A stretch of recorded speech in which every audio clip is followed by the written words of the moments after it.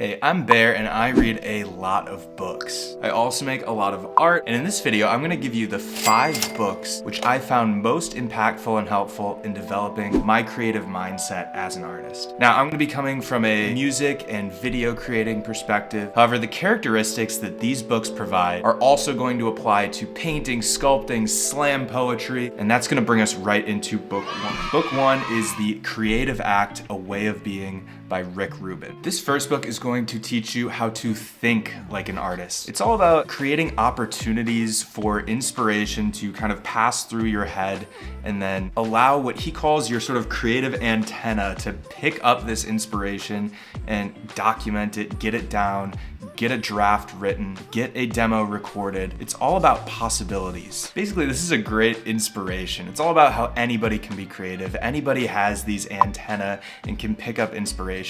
And it's all about creating a dedicated practice towards taking as many of these wisps of inspiration and ideas that pass through your head and actually making something out of them. It's full of examples and short little pieces of practical advice that you can take right now. The book jumps around a lot. There's a lot of ideas in it. I really love one of the opening passages which reads, "Use what's helpful and let go of the rest." Step 1 from this book, open your mind, start getting attuned to these antennae. What are your ideas? What is speaking to you? Whether it's a song, whether it's observing someone at the park, whether it's birds, whether it's a dream that you had. What are the sources from which this inspiration is reaching your inner self? Lesson 2 from this book, when you first start to create, try to keep the stakes low. Perfectionism can be a curse. When you try too hard and put too much pressure on yourself to get it exactly right, you're setting yourself up for failure. The idea that strikes you in your mind exists in another world, and it's gonna be almost impossible to recreate it exactly. The song that you hear in your head,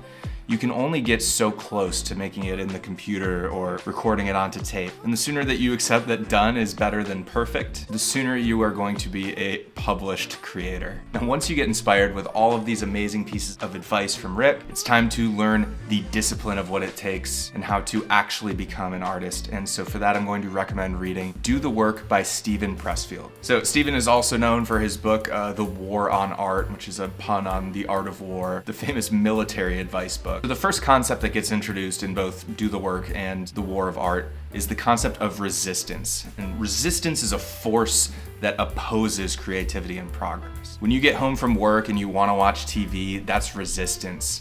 When you open up your phone to write down an idea and instead you see a notification and you open Instagram, that's resistance. Anything that stands in the way of the creative process is resistance. And the act of creation is a battle. He's like, resistance is a dragon and you're the knight. The odds are stacked against you. So you have to create systems and arm yourself with the weapons that you're going to need to defeat this dragon of resistance. Now, dragons are scary, so one of the things he says is you have to act in the face of fear. Acknowledge the fear, acknowledge that you're nervous. I was nervous making this video and talking on camera, but you have to act despite this fear. Having courage is not being scared, it's having the ability to move forward and act despite the fear. So go ahead and get started. Be stubborn. Steven Pressfield is very fond of persistence. If you fail, that is part of the process. Everybody fails, you're gonna fail. Your first song is gonna suck, your first poem's gonna suck, but if you write 100 songs or write 100 poems, the 100th one that you write is going to be a lot better than that first one. And that ties into another point he has, which is start before you're ready. This is a quote that I hear a lot on channels like Think Media. You gotta start before you're ready. And basically, trying to wait for the perfect time to start is a form of resistance. Don't wait until the weekend, start tonight. Right now it is 10 p.m. I'm going to bed right after this because I gotta work in the morning, but I have to make this video. Perfection is a myth, it doesn't exist, so go ahead and just start now. Use your iPhone as a camera. Use your iPhone as a microphone. Use a window as your light. You have the tools. Asking what gear you need to start is an amateur question because professionals know that you can use whatever gear you have. Which leads into yet another point from this book, act like a professional. Approach your work with a professional mindset. Schedule a meeting on your calendar, a block of time to work. Do that work at the same time every day. Sometimes you're not gonna be able to get a sentence out, but don't let yourself do anything else. If you set a 2-hour block to work on your novel, sit at your desk, and either work on the novel or sit and be bored with yourself. Eventually, you're gonna get so bored that you're going to start working on the novel. Leave the phone in a drawer, put on your do not disturb, be receptive to inspiration, and the muse will enter. Schedule your time, be a professional, and that is how you start to build a discipline and a regular practice to get your work done. Book number 3 is Start With Why by Simon Sinek. Now, once you make your schedule and you know exactly when and how you're going to create, you've created an environment where you're able to have the time and space to work on the inspiration that has entered your mind, it can be a helpful step to figure out your why. Why are you creating? How do you define your mission? How do you start to identify what yourself and your brand are? What are the reasons that you're creating? What is my purpose? Pass the butter. Now, this is a business book. It's supposed to be for business leaders. If you're making a business, why does your business exist? Why does Apple exist? Apple has a very clear sense of why. For many years, Apple computers have been very expensive for not the best specs. So why do people keep buying MacBooks? Why do people keep buying iPhones when I can get a folding Android that's got all these features that my iPhone doesn't? It's because Apple creates a very clear vision of what they stand for. Apple makes products that make it very easy for creators to have the most efficient tools. I use Logic Pro, I use Final Cut Pro in order to make my music and my videos. I don't have to install drivers, they are already on the machine. The audio engine is so much better than having to deal with ASIO for All on Windows. Core Audio makes it easy to just plug in and create. Apple makes products for creative professionals, and that's why I buy their products, even if I might be able to get a PC with a better GPU for gaming. I'm not gaming, I'm creating on my computers. And also with the M1 through M whatever we're on now, 3 series, it is actually hard to find a better deal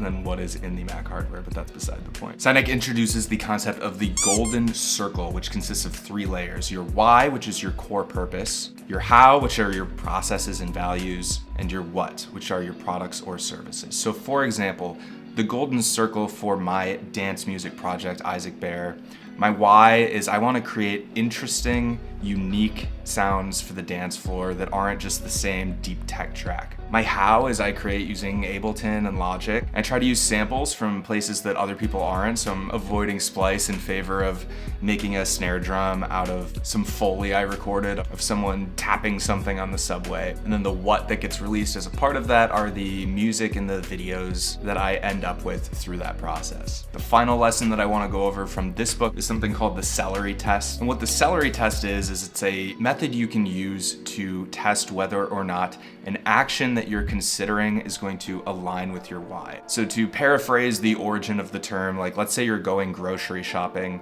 and your goal is to lose weight. Every time you buy something, you consider, is this going to help me achieve my goal? If you're thinking about buying a box of donuts, that's not going to help you lose weight. However, buying some celery will. So you have to ask yourself the celery test, is this going to help me achieve my goal? Having a basis to make all of your decisions on can make it much more clear what the right path to take is when you reach a fork in the road. And that's why it can be important when you're starting out to have these initial guidelines first. If Apple's thinking about making a change to one of their products, they start with who are my products for and why am I making them? Apple wants to be super easy to use, so giving users all of this customization is not necessarily aligned with what their customers expect and their purpose. They don't want to overcomplicate things. They want it to be easy to use out of the box. If you're the kind of person where you want all that customization, then the why of Android, where everything is customizable, makes more sense for you. If I consider like, do I want to make a pop song? My why for creating dance music isn't for someone to listen to top 40 radio in the car. So I might not consider making a pop ballad for my Isaac Bear project because it goes against my why, it fails the celery test. Once you've got your why, once you've got a routine planned out, once you have inspiration and the correct mindset to get started, you might want to think about how to promote your work. Now everybody gets so stressed about promotion. Nobody wants to be posting 57 posts a day, 12 tweets, 2 Instagram posts, 3 stories, Thread, LinkedIn, YouTube videos, short, reel, TikTok. I believe that you should be putting out somewhere between 5 and 15 posts on social media a day. Don't worry, book 4, Get More Fans by Jesse Cannon, is going to be a comprehensive guide on how to share your art. This book is targeted towards musicians, but I think there's a lot of valuable lessons on getting started with an email list, getting a website up and running, learning what types of things you should be posting, how often, how to find examples of like-minded creators and similar artists for you to form a community around yourself and your music and other similar people.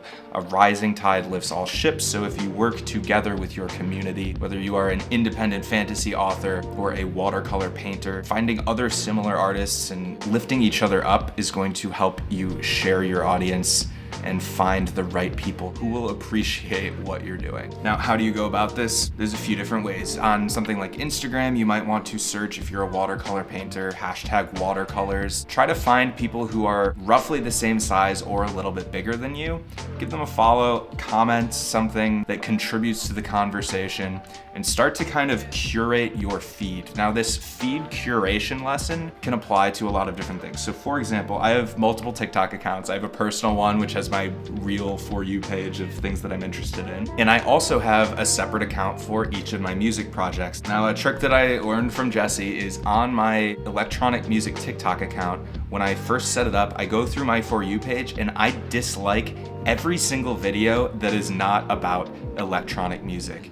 If it's a DJ, like it, watch the whole thing. View duration is very important to building your algorithm. If it's anything else, comedy, drama, I immediately long tap and dislike it. After 40 minutes to a couple hours, you're going to find that your entire feed becomes inspiration for content that you can create. These days, the internet is all about trends and basically stealing ideas, which leads me into the last book, Steal Like an Artist by Austin Kleon. And as a bonus, because this is a very short book, we are going to be going over all 3 books by Austin Kleon. Steal Like an Artist, Show Your Work, and Keep Going. Steal Like an Artist is a very dramatic title. It's all about embracing the idea that artists are always sort of fundamentally derivative. Everybody's building on what existed before. In music, we're all using the same 12 tones, the same major and minor chords in different ways, with different timbres, with different instruments. Nobody's raising their own goats to skin them to make the skins of their own drums. You buy a drum at the store. Jazz has a vocabulary.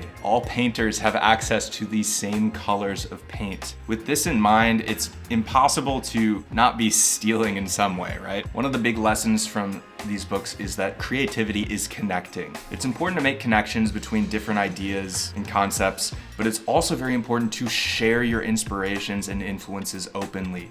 Credit. One of the quotes that's referenced in this book is from David Bowie: "The only art I'll ever study is the stuff I can steal from." But it's very important that when you steal, you credit the inspirations that you're drawing from. You make it easy for future artists to be able to see the chain of inspiration and see the influences that you've come from. A lot of my guitar playing on my singer-songwriter project is very inspired by John Mayer, who's very inspired by Stevie Ray Vaughan. I was listening to Poison and Motley Crue, and then I heard Stevie Ray Vaughan, and there was a big regime change in terms of posters in my bedroom wall, you know. Who's very inspired by Muddy Waters and the blues and jazz art guitar players that came before them, all the way down to Django Reinhardt. You can build this ladder of inspiration, and you can also see how each artist iterates and does something different. Ludwig has a popular phrase, yoink and twist. Copy, but make it unique. Say the ideas in your own words. The yoink and twist, baby.